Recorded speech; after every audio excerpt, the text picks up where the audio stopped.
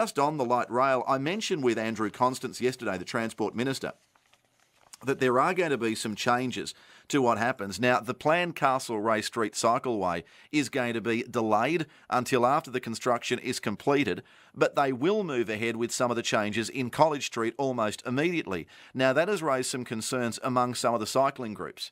And as much as we might want to arc up about cycleways, when you see a story like we saw yesterday of that young father of 4 children who somehow has found himself jammed between parked cars on New South Head Road and a truck and ended up dead, you say, well, anything we can do to A, encourage people to cycle because it's better for their health, well, terrific, but B, more importantly, provide some sort of physical barrier between us, the drivers, and them, the cyclists, then all the better. Because I don't want to hit one. I'm sure you don't want to hit one, and they definitely don't want to come into contact with us. So what do we do in this respect? Ray Rice is the CEO of Bicycles New South Wales, and he's on the line. Ray, good morning. Good morning, Stuart. Are you surprised these announcements from Ministers Gay and Constance yesterday?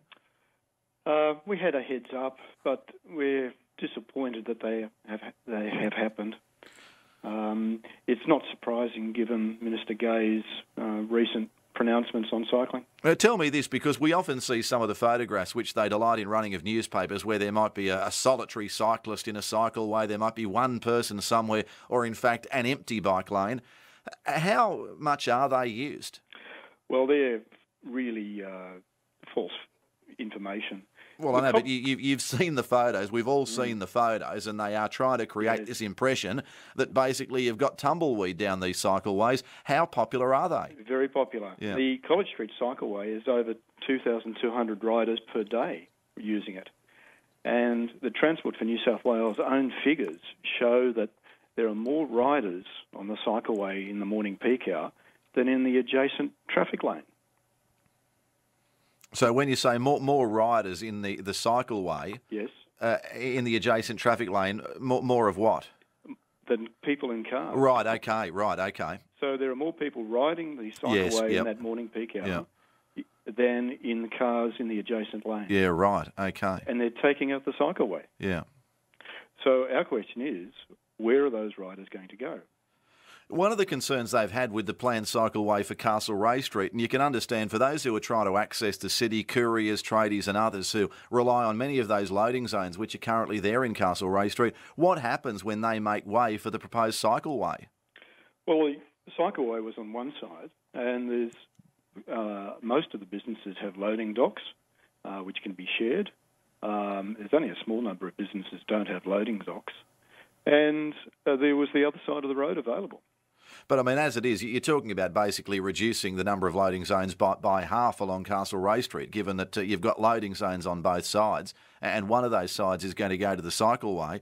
You can understand some of those concerns there. This delay, what sort of an impact will this have on riders and cyclists? For those who use the College Street cycleway, what options will they have now? Well, they're forced back onto the road, and that's a great concern because we've shown that separated cycleways are the safest way to go. Removing the College Street cycleway and not proceeding with the Castlereagh Street North area just means that we've got an unconnected network of cycleways. There's just no network there. But also, too, we've got a ridiculous duplication because it was only a few years back that the College Street one went in, and now suddenly here we are having spent a fortune on it. We're going to rip it up. That's right. I mean, you'd like to think there was a little more forward planning. If we're going to have these things, let's make sure we get the route determined up front, and let's make sure if we do it once, we do it right. Correct. Now, the Sydney Centre Access Strategy, released in December 2013, set out the plan. And the plan has always been that College Street North Cycleway would be implemented, and then, Castlereagh Street North Cycleway would be implemented, and then College Street would be removed. And so that would effectively be the alternative route. But what they're saying now is they're going to remove the College Street one basically as planned because the buses are then going to use that as a lane, and that'll effectively almost, I suppose, in some respects be replacing George Street to an extent. But then also, while the congestion continues around the construction of the light rail, none of the work will start on the Castlereagh Street cycleway.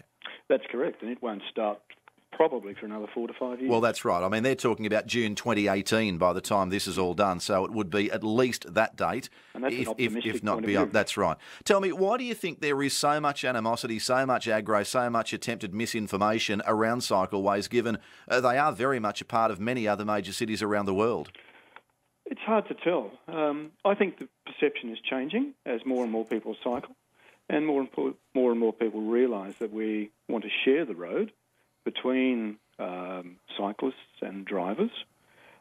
We'd prefer as many safe cycleways as possible. The statistics show that many people, more than half the residents of inner Sydney, would rather ride a bike to work once a week if they could use a cycleway. Right, yeah. And these are people who just want to get to work and get to work safely. Yeah. Yeah, look, I must admit, I quite like riding bikes. I don't do it a lot, but I would be very wary about riding bikes on a road where you've got cars going past at close quarters. It's not something. There's not enough daredevil in me, I don't think. Well, that's right. That's where the safe cycleways are important, and it's shown that where there are cycleways, the number of riders there just blossoms. Does it? Yeah, yeah. So bike trips in the city have doubled over the last 4 years, and where there are cycleways, they've doubled again. Yeah, right. And so it's an important mode of transport for the city. And so once the cycleways are in, we don't have evidence of cyclists being involved in accidents then, given there is some sort of physical barrier there, so to speak? Well, the number of accidents actually drops. Yeah. And that's been shown in studies. So now that we've got more cycleways in the city, the number of bicycle accidents is actually reducing. Yes. I mean, you look at that accident yesterday on New South Head Road, it's very sad to think a father of 4 has lost his life working at Westmead Hospital and was cycling yesterday. And you think, again, I don't know, would you be able to build a cycle lane along somewhere like New South Head Road, some of these other roads? Is that feasible? I would think so. The studies would have to be done. But it would be fantastic to have a connected, safe network of cycleways across the city. And by scrapping the CBD ones, it means that the councils that are providing more cycleways towards the city are just providing cycleways that just don't connect into the city. Yeah.